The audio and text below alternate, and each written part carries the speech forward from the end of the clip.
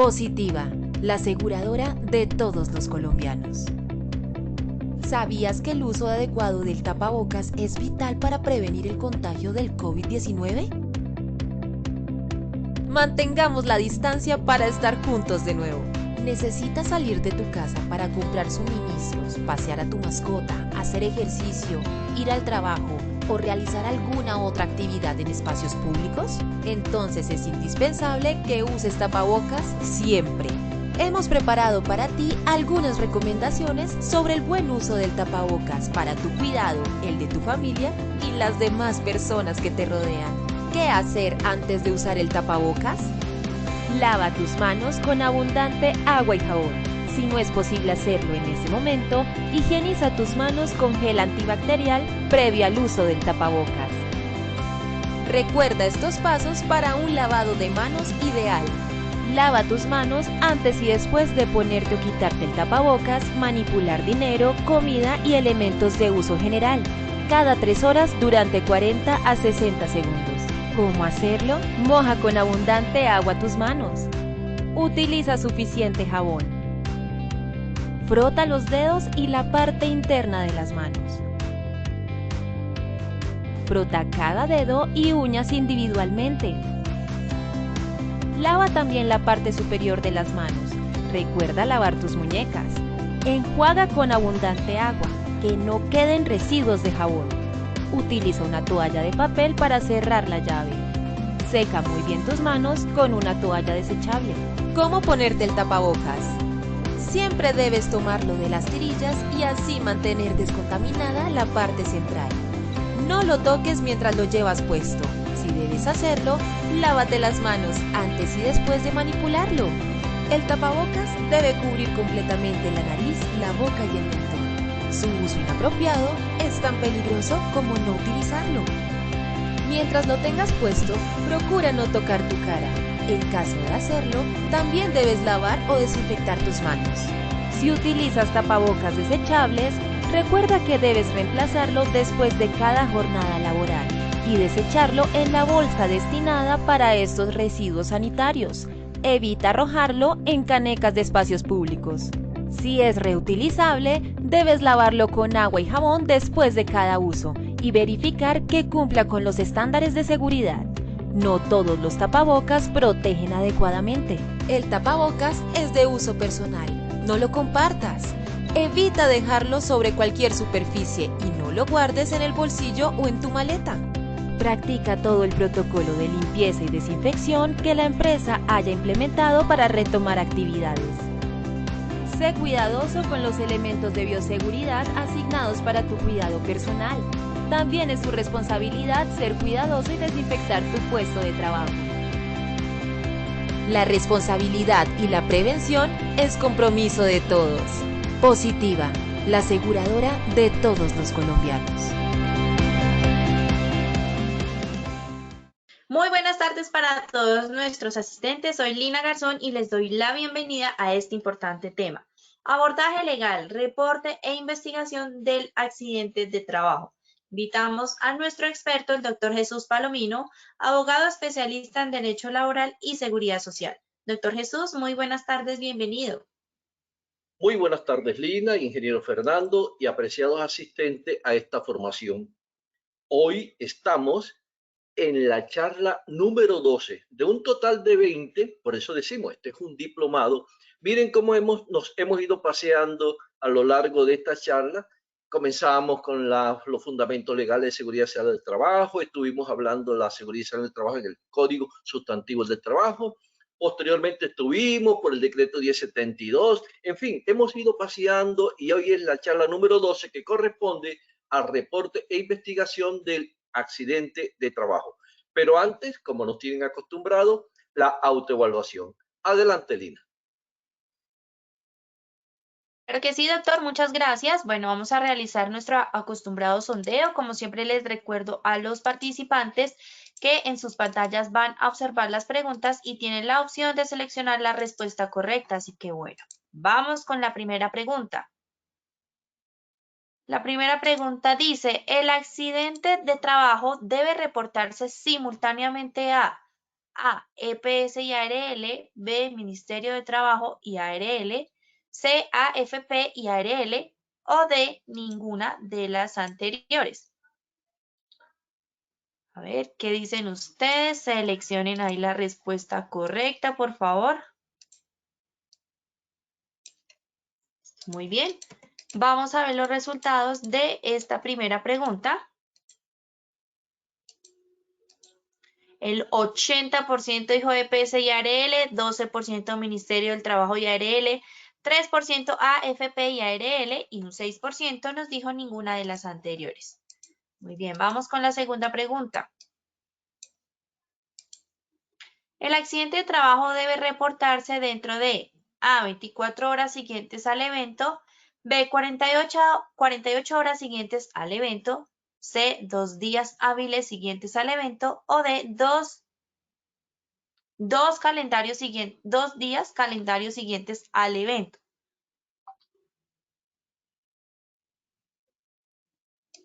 Seleccionen la respuesta correcta, por favor.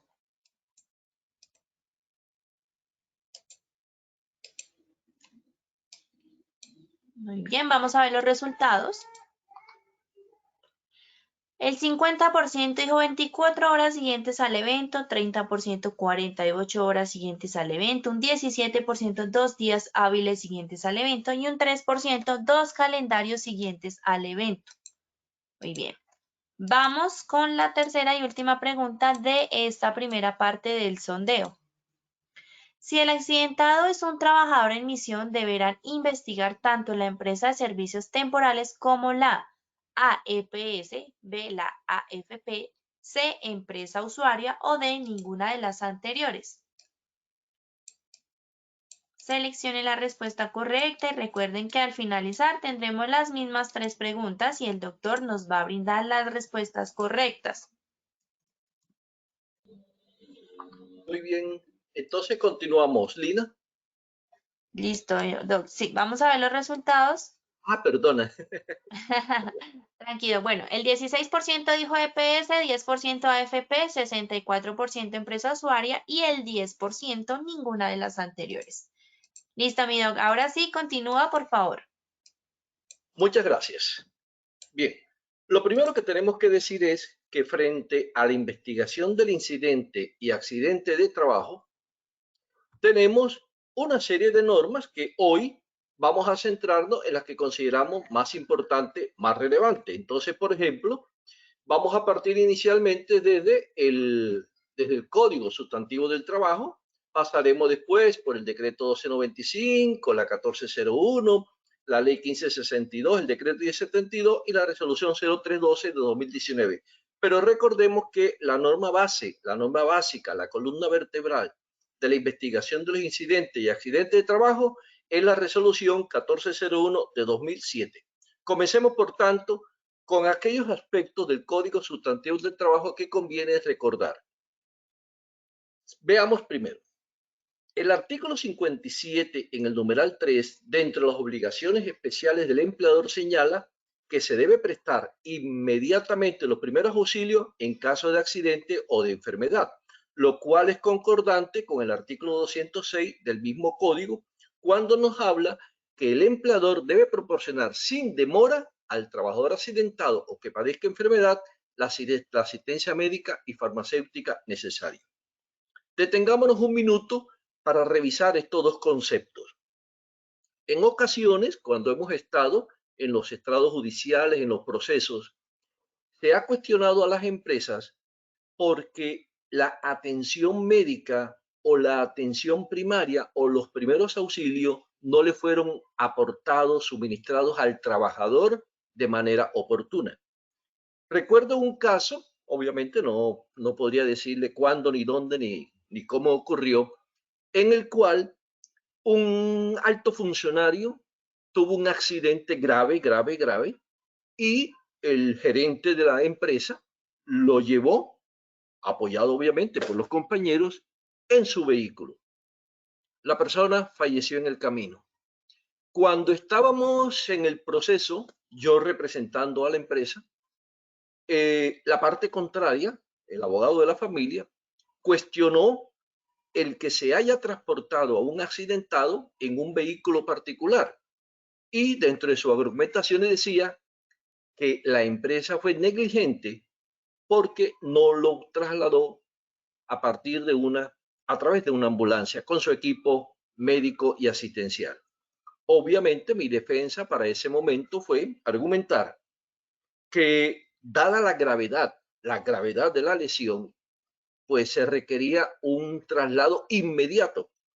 Pero me llamó la atención que el juez del momento le preguntó al gerente de la organización que si ellos tenían algún convenio o contrato con ambulancias, con alguna de las empresas de ambulancias que prestan sus servicios en las diferentes ciudades de Colombia.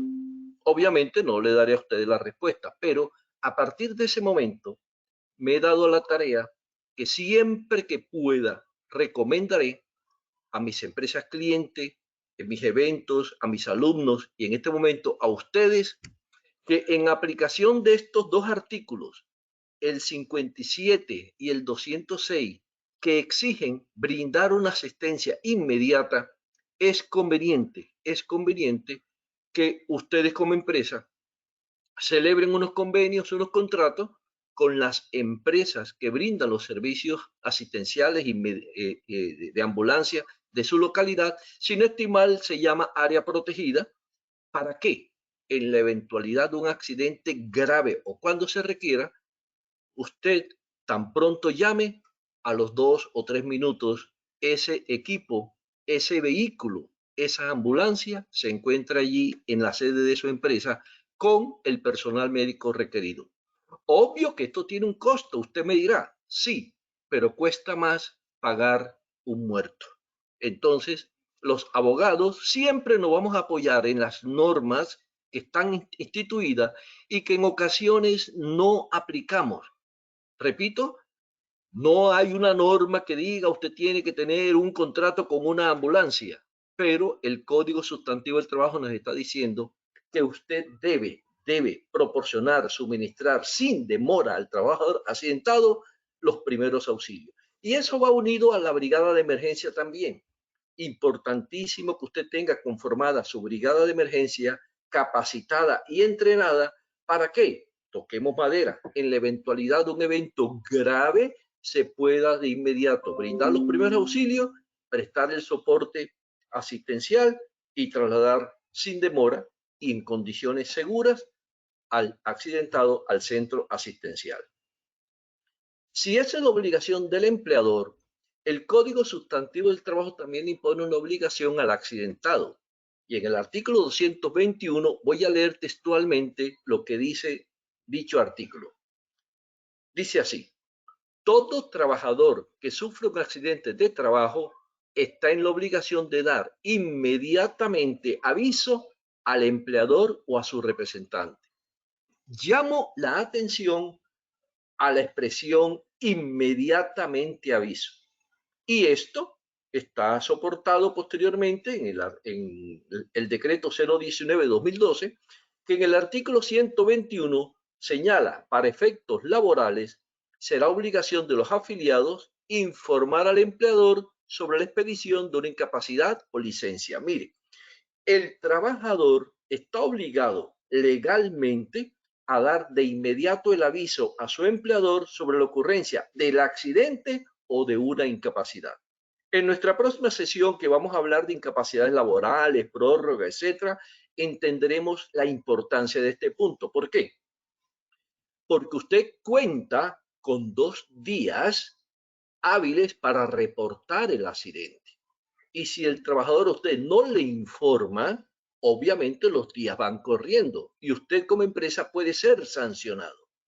Por lo demás, mi sugerencia respetuosa es que toda organización debe informarle a sus colaboradores desde el momento de ingreso a través de los programas de inducción y periódicamente recordarle esta obligación.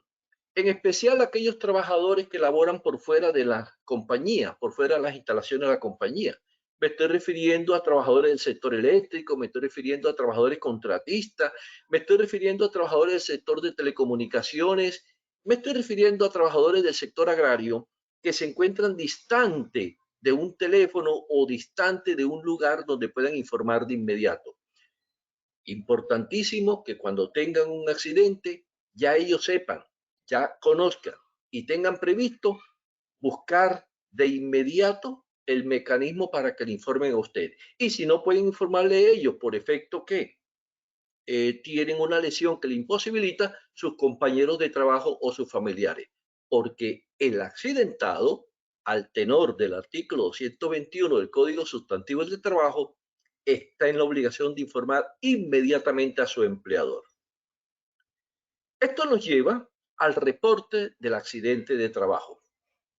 El decreto 1295-94, en el artículo 62, señala lo siguiente: que todo accidente o enfermedad laboral, anteriormente hablaban de enfermedad profesional, debe ser informado por el empleador simultáneamente a la administradora de riesgos laborales, en este caso, si usted está afiliado positiva a nuestra ARL o a la ARL a la cual se encuentra afiliado, y simultáneamente a la entidad promotora de salud. Repito, de acuerdo con el artículo 62 del decreto 1295-94, todo accidente de trabajo o enfermedad laboral tiene que ser informado simultáneamente por el empleador a la ARL y a la EPS. ¿Dentro de qué término? Dentro de los 2 días hábiles siguientes de ocurrir el accidente o de diagnosticada la enfermedad. Detengámonos un minuto. Hoy, como los reportes se hacen vía web, por internet, etcétera, se les olvida a algunas personas y a las empresas hacer el reporte a la EPS. En ocasiones me preguntan, ¿pero a dónde lo envío? No. Hay una obligación del decreto ley 1295-94. Busque, verifique a qué EPS, y usted tiene esos datos, se encuentra su trabajador y envíe el reporte. Si no lo puede enviar físico, porque hoy todo lo enviamos de manera virtual, envíelo al email corporativo. Lo importante es que usted puede enviar el reporte al mismo tiempo a la ARL y simultáneamente a la EPS.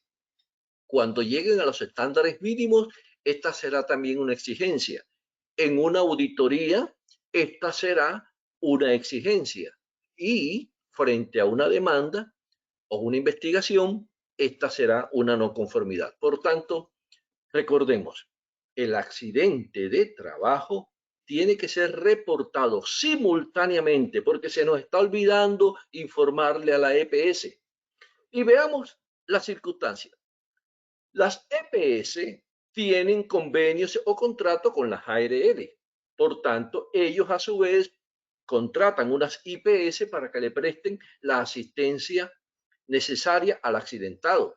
Pero si el accidente no es de trabajo, obviamente lo tiene que asumir el costo la EPS. Pero si el accidente es de trabajo o es laboral, la IPS ya no le va a cobrar a la EPS. ¿A quién le va a cobrar? Obviamente le cobra a la ARL. Entonces, esta información es válida, es básica para que internamente IPS, EPS, ARL hagan sus comunicados, sus comunicaciones, su recobro, etc. Esa es la primera parte entonces del artículo 62, reportar simultáneamente tanto a la EPS como a la ARL. Y la segunda parte, que ustedes me van a disculpar, observo por ejemplo que en la pregunta que hicimos sobre el término, la mayoría, el 50% respondió en 24 horas y el 30% respondió en 48 horas. Solo el 17% respondió 2 días hábiles. Queridos amigos, de manera cordial y cariñosa, un pequeño jalón de oreja. Este artículo 62 en ninguna parte nos habla de horas.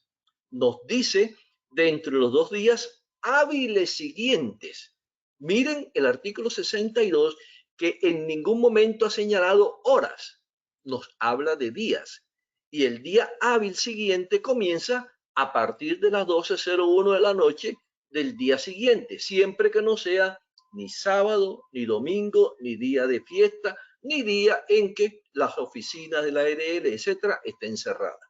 Por tanto, es un error señalar que tengo 24 o 48 horas para reportar el accidente.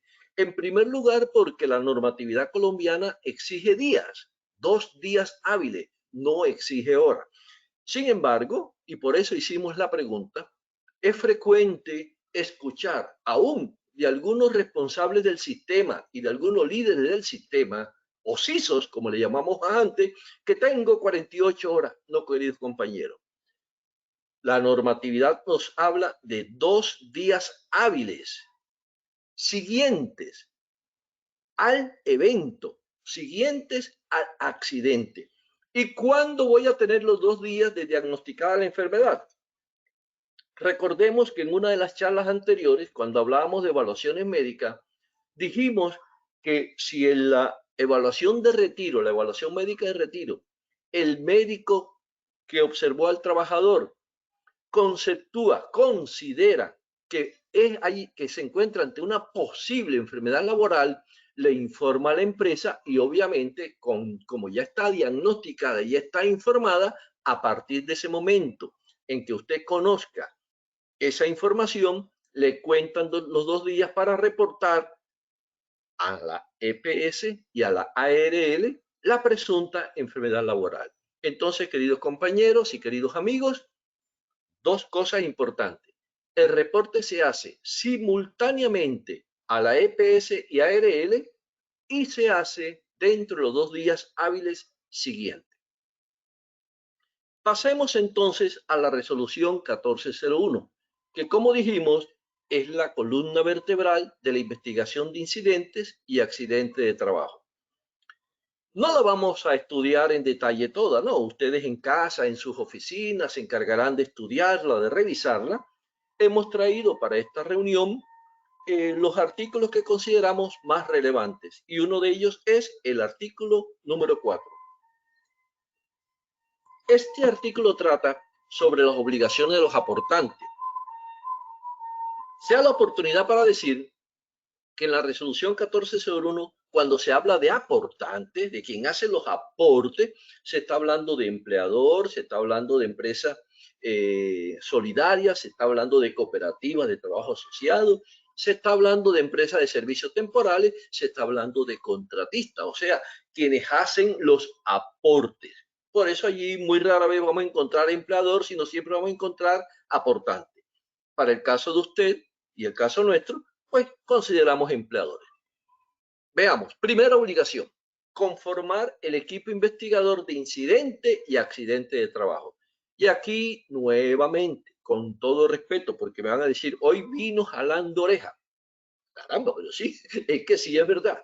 Seamos sinceros, no estamos investigando los incidentes de trabajo. Yo sí, quizás usted lo está investigando, pero repito, no todas las empresas en Colombia investigan los incidentes de trabajo. Entonces, la 1401 nos impone la obligación de investigar incidente y accidente. Recuerden que ya hemos pasado el primer semestre de este año y nos aproximamos a la conclusión, a una nueva autoevaluación de estándares mínimos. Y allí esa pregunta va a estar presente. Investigación de incidente y accidente. Y podemos perder el punto que corresponda. Segundo, los incidentes y accidentes deben investigarse dentro de los 15 días siguientes a su ocurrencia. ¿Y a través de quién o quiénes se investiga? Obviamente a través del equipo investigador. En este punto permítame detenerme y permítame compartir con ustedes, porque esta es una reunión de amigos, una reunión cordial. Recuerden, ya llevamos 12 reuniones en los eventos donde he participado como abogado y he tenido en mis manos la investigación del accidente. Me he encontrado que no siempre la investigación la hace el equipo, sino a veces una sola persona. Y en las auditorías que he tenido que realizar, porque soy auditor interno OSA, ya tengo que pasarme para la 45.000. hizo. También me encuentro que las investigaciones no las realiza el equipo. Miren que el numeral 2, esto obviamente, esto que estoy presentando en pantalla es un resumen, porque el artículo es mucho más extenso.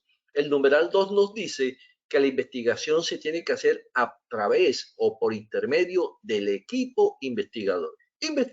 Equipo que más adelante les voy a indicar cómo se conforma. Por tanto, tomen nota, por favor, asesores, líderes del sistema, gerentes, asesores jurídicos, porque esto, en primer lugar, es una no conformidad legal. Segundo, en una auditoría de su contratante, también una no conformidad. Y tercero, en una investigación del Ministerio del Trabajo o frente a una demanda, pues obviamente este es un incumplimiento legal. Los incidentes y accidentes se investigan a través del equipo investigador, no a través de una sola persona. Por eso, queridos profesionales y alumnos, nunca digan yo investigué. No, usted no es quien investiga. Usted lidera el equipo, usted es el jefe del equipo, usted está al frente del equipo. Pero no podemos decir que yo investigué. Sobre todo que cuando vayamos ahorita en el artículo 13, cuando nos habla de qué firmas debe llevar el reporte de investigación y el formato de investigación, nos dice la firma de los investigadores, no la firma del investigador. Tercero, como obligación nos imponen adoptar una metodología y un formato, obviamente, para investigar los incidentes y accidentes de trabajo. Aquí lo que debemos señalar es que, aunque es voluntaria, usted escoge su metodología. Hay varias metodologías, PINE-Pecado, la ICANN, la GTC, la ANSI, en fin, modelo de causalidad de pérdida, la teoría del dominó, el queso suizo, hay varias metodologías. Si el evento fuera mortal, la 1401 nos dice que debemos acoger la metodología de la respectiva ARL. Esperemos que esa metodología no tengan ustedes que acudir a ella porque se entenderá que han tenido un evento mortal. El numeral 4, lógicamente, nos dice que se registre en los formatos toda la información que conduzca a identificar las causas del incidente o accidente.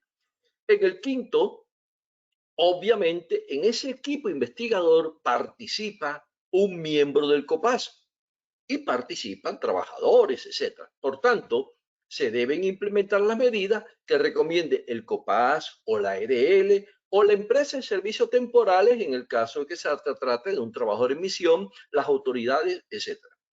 Sexto, esas medidas que se han recomendado es posible que requieran de algún recurso económico. Por ejemplo, si el montacarga avanzó y al salir de la bodega sus llantas fracturaron o quebraron una rejilla y eso ocasionó que se volcara y hubo un accidente, aunque no fuera mortal, pues obviamente reparar la rejilla requiere de una inversión, de tener la producción, de tener el cargue, en fin, las recomendaciones que se dan como consecuencia de ese accidente van a requerir algunas medidas de intervención, posiblemente obras civiles, y eso tiene un costo. Por tanto, la empresa tiene que implementar y proveer los recursos necesarios.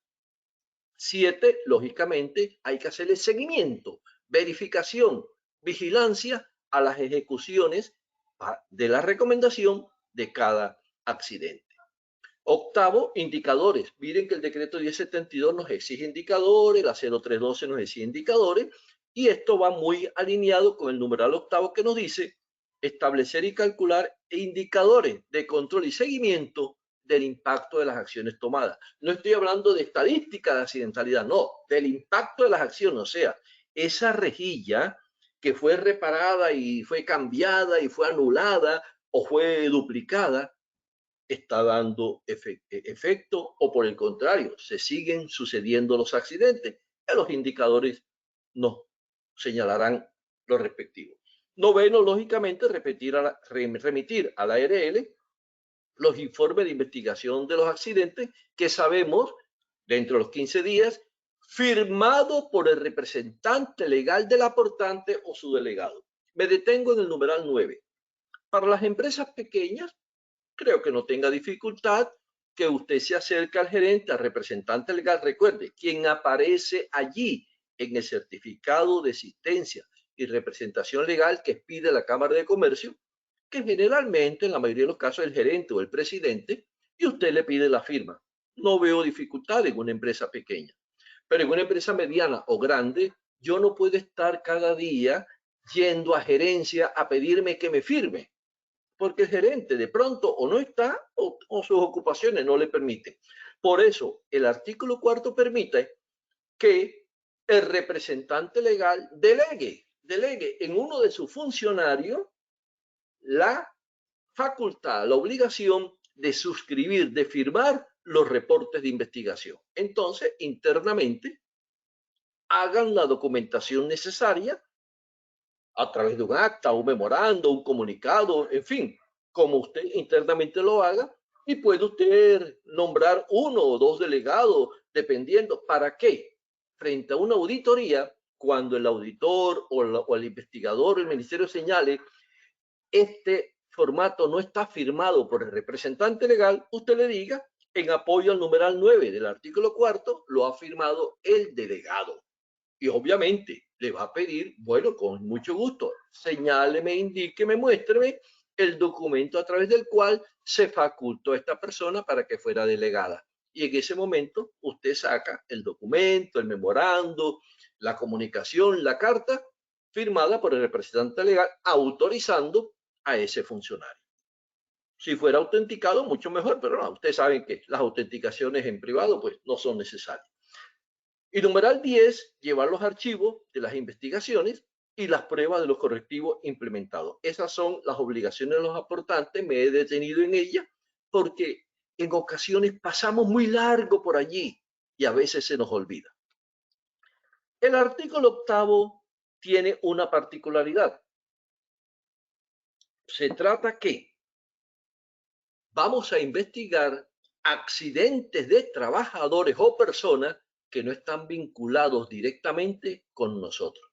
Me estoy refiriendo a los trabajadores en misión, a los trabajadores vinculados por medio de una cooperativa de trabajo asociado, al trabajador independiente. Entonces, el artículo 8 dice que si el accidentado es un trabajador en misión o es un trabajador de una cooperativa o de un organismo de trabajo asociado, o es un trabajador independiente, persona natural, lógicamente, no contratista independiente, sino trabajador independiente, entonces la investigación la hace, en el caso del trabajador en misión, lógicamente que la hace la empresa de servicio temporal.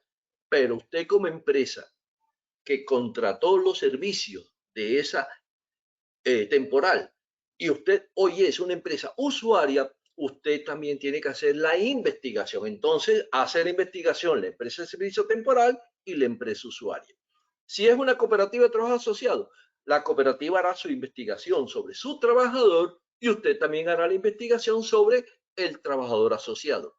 Y si es un contratista, el contratista también deberá hacer su investigación porque él tiene una ARL, él tiene una EPS, y entonces usted también hace la investigación suya.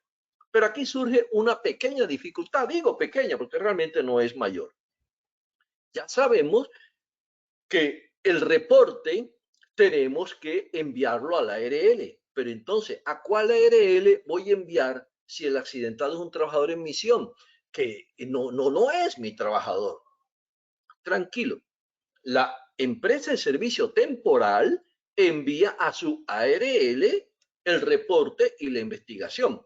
Pero usted no tiene que enviarle a nadie, porque es que la ARL no es la misma ARL de ese trabajador. Usted guarda esa investigación, pero ¿qué es lo importante de esta investigación?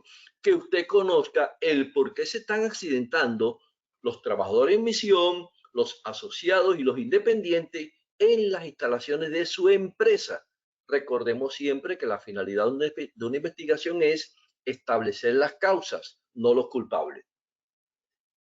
Entonces, queridos compañeros, el artículo 8 exige que si a usted en su organización ocurre un accidente de un contratista, de un trabajador independiente de un trabajador en misión, usted tiene que también hacer la investigación. Y obviamente, la parte final nos dice que en el concepto técnico se deben indicar los correctivos que haya que implementarse. Avanzando en el análisis o revisión de la 1401, llegamos al artículo número 13, que nos dice qué datos deben llevar la investigación. Entonces, en el informe de investigación, no el reporte de accidente, que el reporte, recuerde, el reporte es la información que usted le da a la ARL dentro de los 2 días de quién se accidentó, qué estaba haciendo, a qué hora y digamos la versión del accidentado y listo, y listo. Y ese fural no es necesario, no es exigible que lo firme el representante legal. Lo puede firmar el supervisor. Estamos hablando del reporte de investigación, del informe de investigación. Ese que durante 15 días nos reunimos con el equipo investigador y obtiene ya los resultados finales. Pues bien, este informe debe llevar lugar, dirección, fechas, hora en que se realiza la investigación y lo importante, los nombres, los cargos, la identificación y firmas de los investigadores y del representante legal. Recuerden cuando dijimos que en ocasiones me he encontrado con investigaciones que firma una sola persona o dos. Aquí está diciendo firma de los investigadores. Y ahora vamos a ver de inmediato cuántos pueden ser los investigadores dependiendo si es un accidente leve, si es un accidente grave o si es un accidente mortal. Pero me llama la atención algo, que el artículo 13 aparentemente tiene una contradicción con el artículo 4. Recordemos el artículo 4, obligación del contratante, que en el numeral 9 decía, debe llevar la firma del representante legal o subdelegado. Y aquí entonces el artículo 13 nos dice que debe llevar la firma de los investigadores y del representante legal. Entonces, ¿el delegado sí puede o no puede firmar? Yo sostengo que sí, porque la resolución le está indicando.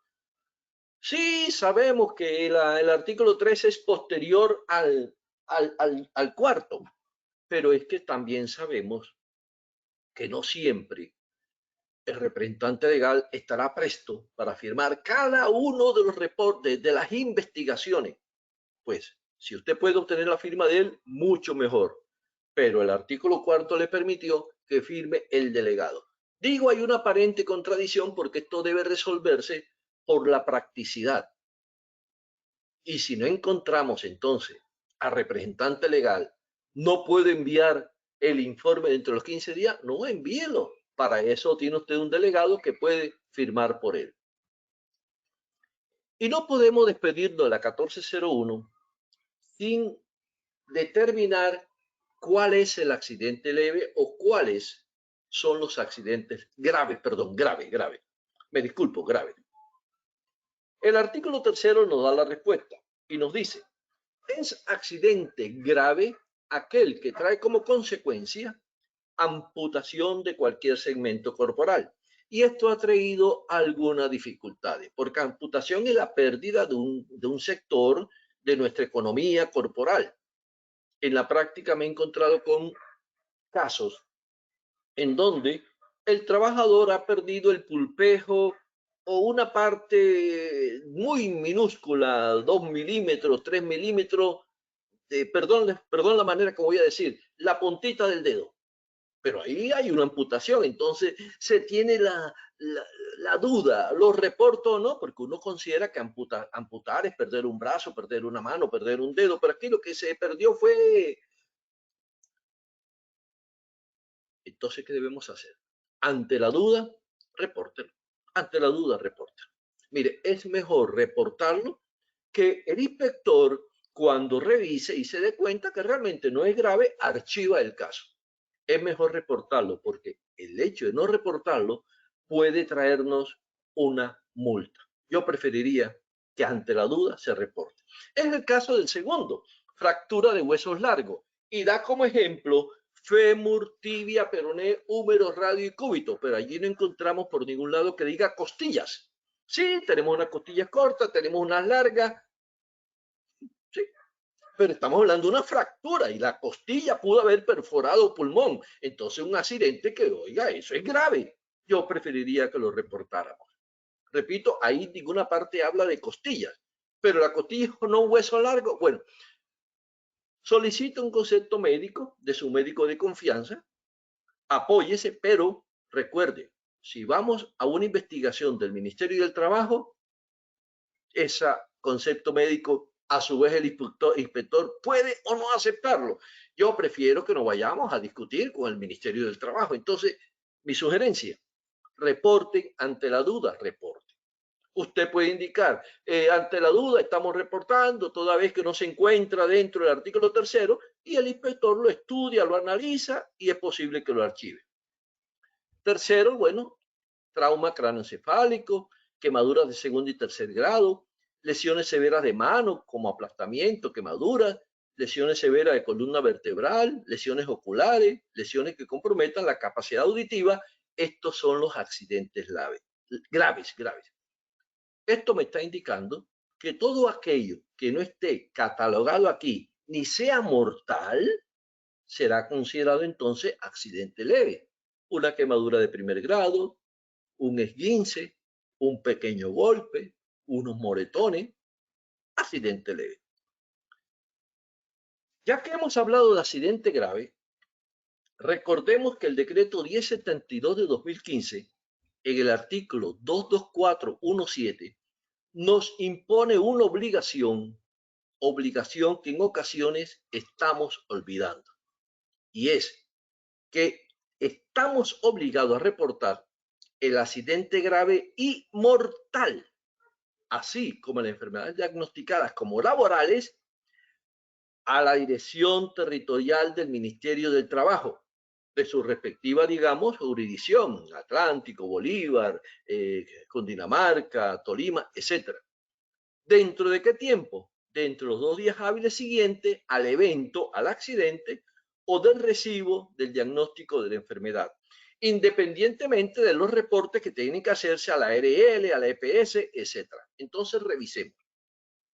Una cosa es que yo reporte todo accidente simultáneamente a la EPS y a la ARL. Todo accidente, incidente leve, grave, mortal, todo. Pero el accidente grave y el mortal, estoy obligado, por exigencia del decreto 1072 de 2015, a reportarlo al Ministerio del Trabajo. Recuerden cuando estábamos analizando la definición de accidente grave que les decía, reporten, ante la duda reporten. ¿Por qué? Porque si usted deja transcurrir esos 2 días hábiles sin hacer el reporte, obviamente cuando lo haga posteriormente será extemporáneo y téngalo por seguro que va a ser sancionado. De allí la importancia, queridos amigos, que nuestros trabajadores sepan, estén sensibilizados, concientizados, que cuando les ocurre un accidente, tienen que reportarlo de inmediato a la empresa. Es más, yo sugiero, si usted cree, hágalo.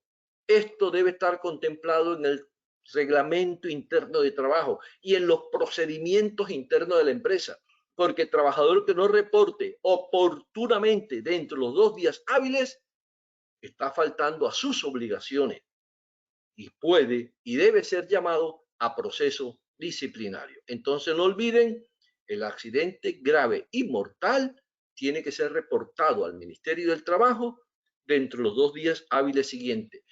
¿En qué formato? No hay formato. No hay formato. Una carta sencilla. Señores Ministerio, Dirección Territorial X, le informo que en el día de ayer o en el día de hoy el señor fulanito de tal tuvo un accidente. Si quiere, haga una breve descripción del accidente, indique qué le pasó, lo cual, de acuerdo con el artículo 3º de la resolución 1401, es considerado grave. Hasta ahí, no más.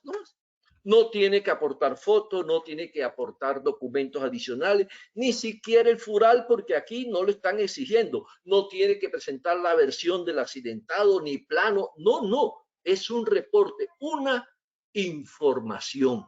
Ya el inspector considerará si le llama, si le visita, pero Usted cumple con su obligación haciendo el reporte.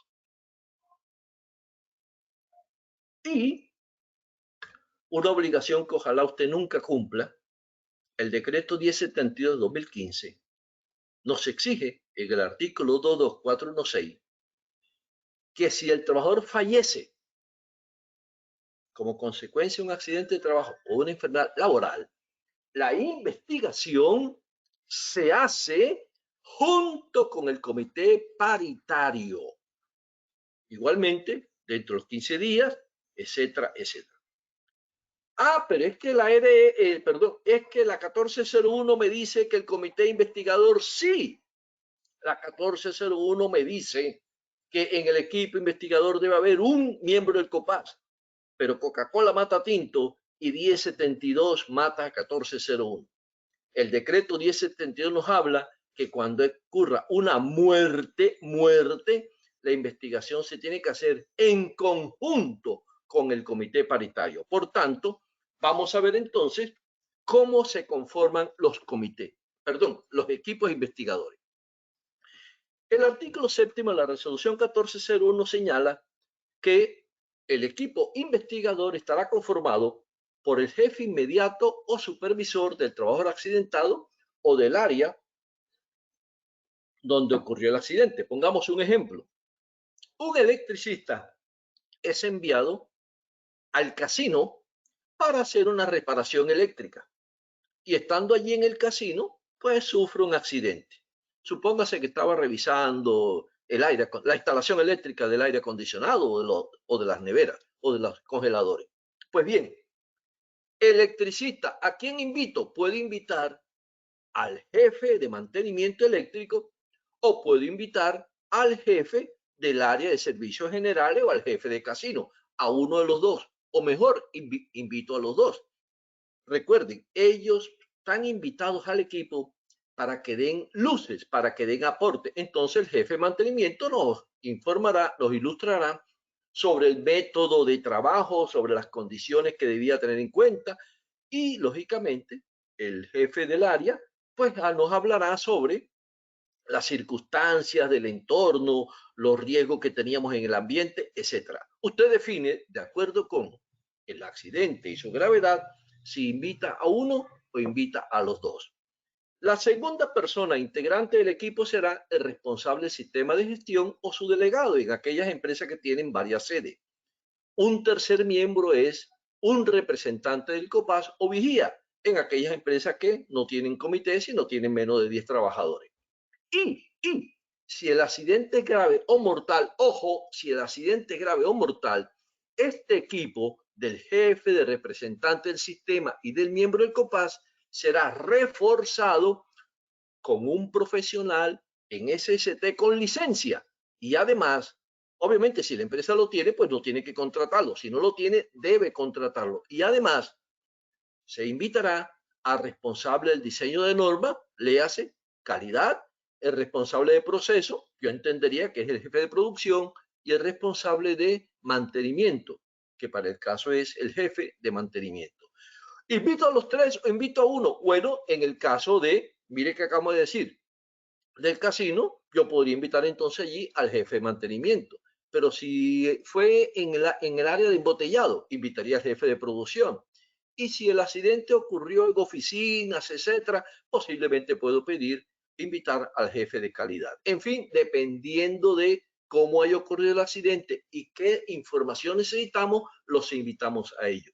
¿Son los únicos que participan en la investigación? No, porque ese artículo 7º nos dice, y además el empleador puede invitar a otras personas, al médico, trabajadora social, al abogado, al presidente del COPAS, a otros trabajadores, a la investigación. Pero los básicos son estos: jefe inmediato, responsable del sistema, un miembro del COPAS, un profesional con licencia en caso de que sea grave o mortal, y el responsable del diseño de normas, proceso o mantenimiento si es grave o mortal. ¿Y qué pasaría, queridos amigos, si el accidente es mortal? Bueno, el anterior esquema fue el de la 1401, pero como el decreto 1072 me pide que yo debo integrar en la investigación al comité paritario, entonces esta persona que estoy encerrando en este círculo va a ser reemplazada por todo el comité paritario. Créanmelo que en la práctica no he visto investigación mortal, y a eso me he dedicado a apoyar, a asesorar empresas en la investigación de accidentes mortales, que se invite al COPAS. Porque es que ha habido un evento mortal y es necesario conocer todos los matices, todas las medidas que previas y las recomendaciones. Por eso el 1072 pide que se investigue junto el equipo investigador, el empleador y el COPAS. Siendo así, hagamos un ejercicio que ya ustedes creo que conmigo lo hicieron y lo vamos a hacer rápido. ¿El incidente se reporta a la EPS y a la ARL? Obviamente que no. ¿El incidente se notifica al Ministerio del Trabajo? Pues lógicamente que no. ¿El incidente se investiga? Claro que sí. ¿Y los resultados de esa investigación se envían a la ARL? Pues obviamente que no. Ahora ustedes en casa van a responder. ¿El accidente leve se reporta a la EPS y a la ARL? ¿Sí o no? 5 segundos. ¿Accidente leve se reporta a la ARL y a la EPS? ¿Sí o no? La respuesta es sí. ¿El accidente leve se notifica al Ministerio del Trabajo? ¿Sí o no? 5 segundos. La respuesta es no. ¿El accidente leve se investiga? 5 segundos. La respuesta es sí. ¿Y los resultados de esa investigación se envían a la ARL? La respuesta es no. Por tanto, se reporta, se notifica, se investiga y se envía a la ARL todo lo relacionado con el accidente grave y el accidente mortal. Les había comentado también que el decreto 1072 tiene que ver con incidentes y accidentes. Mire que en la documentación del sistema, artículo 22462, se nos pide que tengamos dentro de nuestra documentación los reportes y las investigaciones de los incidentes, accidentes y enfermedades laborales. No lo olviden. Y en los estándares mínimos, allí, en el 321, 322, 323, nos habla del reporte, la investigación, registro y análisis. 5 puntos que podemos perder si nosotros no estamos cumpliendo a cabalidad. Recuerden que es todo o nada. Usted pudo haber investigado 15 accidentes de los 20. No, tiene que investigar 20 de 20. Y para finalizar, quiero compartir con ustedes, a modo de ejemplo, una de las tantas metodologías de investigación de accidentes. Recuerden que tenemos modelo de causalidad de pérdida, la ANSI Z16, árbol de causa, el método de los 5 por qué, la metodología ICANN, la GTC 3701, en fin, la espina de pescado, en fin, muchas tantas que obviamente cada una de ellas es tan importante. Hoy solamente quiero en unos breves minutos charlar 2 minutitos sobre el modelo de causalidad de pérdida atribuible a Frank Beer. Recordemos que Frank Beer nos dijo que por cada 600 incidentes teníamos 300 accidentes leves, de los cuales nos podían llevar a 10 accidentes graves, y de ellos lo más probable es que tuviéramos un accidente mortal. ¿Qué es lo que nos trató de decir Frank Beer? Mire, si usted no investiga los incidentes, casi me caigo, casi me golpeo, a la postre va a tener accidentes graves y accidentes mortales. Y un segundo aspecto de Frank Beer fue el modelo de causalidad de pérdida, conocido también como la teoría del dominó, que simplemente, porque me gustaría dejarles a ustedes una inquietud, miren que antes del incidente o accidente hubo unas causas inmediatas y básicas que son atribuibles a la falta de control. Y obviamente todo incidente y accidente genera una pérdida, que puede ser una lesión o una muerte para nuestro caso. ¿Qué es lo que nos dice Frank Beer? Que si nosotros colocamos, igual que con la ficha del dominó, si la falta de control existe, esto me genera una causa básica, que si esa causa básica me puede generar una causa inmediata y eso me puede llevar al incidente y obviamente a la pérdida. Por tanto, ¿qué nos ha dicho Frank Beer? trabajemos, erradiquemos. Las causas inmediatas, ¿cuáles son? Actos subestándares, condiciones subestándares. Las causas básicas son atribuibles o al trabajador, factores personales o factores del trabajo. Y la falta del control, ustedes saben que es atribuible a la administración. Falta de liderazgo, falta de supervisión, ingeniería inadecuada, etc. Si nosotros trabajamos sobre una de ellas, si erradicamos una de ellas, pues no importa que tengamos anteriormente 2 o 3 fallas, pero igual que el dominó, no alcanzamos a derrumbar la ficha del incidente. Entonces, esta metodología, que es sencilla, que es básica, nos está diciendo algo. Trabajen antes de que ocurra el accidente. Eliminen, erradiquen, disminuyan, controlen todo lo que puede originar falta de control, causas básicas o causas inmediatas para que no ocurra el accidente. Y para despedirnos, sanciones. El decreto 1295 nos dice que nos pueden imponer una multa de hasta 200 salarios mínimos legales mensuales vigentes, hoy equivalente a 18 millones y un tanto, cuando no se presente el accidente dentro de los términos indicados.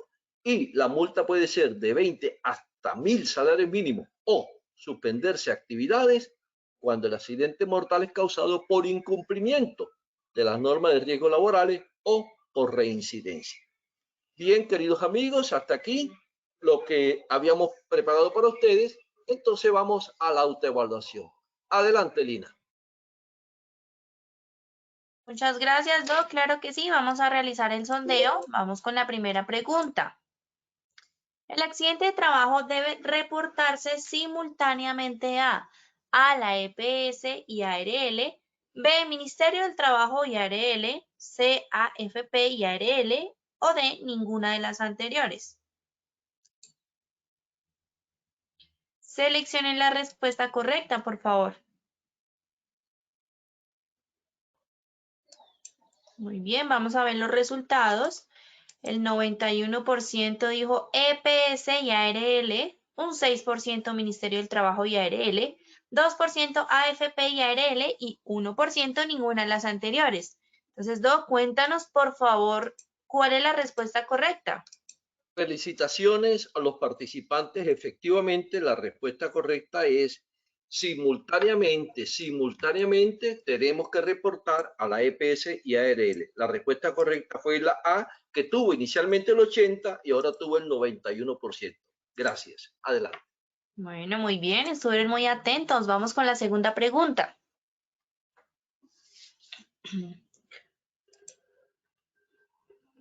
El accidente de trabajo debe reportarse dentro de A, 24 horas siguientes al evento, B, 48 horas siguientes al evento, C, 2 días hábiles siguientes al evento o D, 2 calendarios siguientes al evento. Seleccionen la respuesta correcta, por favor.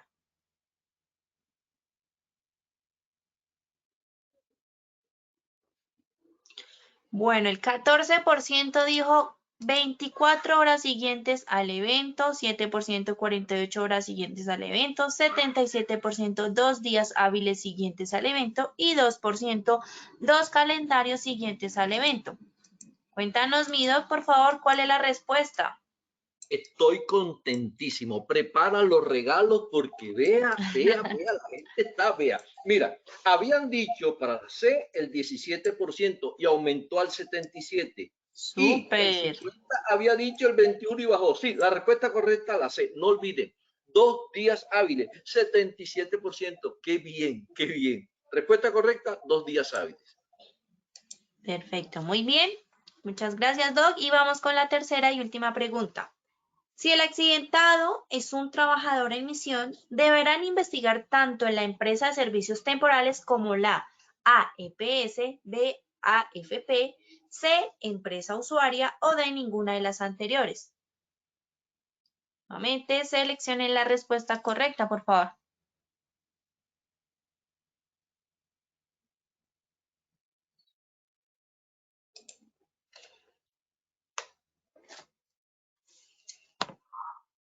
Vamos a ver los resultados de esta tercera y última pregunta. Vamos a ver cómo nos fue.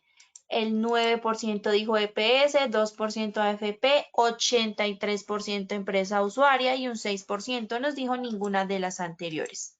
Cuéntame, Mido, por favor. ¿Cómo nos fue? El grupo me va a dejar sin trabajo porque vea, ellos saben más que yo. Efectivamente, la respuesta es la C. La empresa usuaria también tiene que hacer la investigación. Qué bien, qué bien. Felicitaciones a todos. Muy, pero muy bien. Claro que sí, doctor, y por supuesto todos estos resultados son gracias a ti, que eres el experto.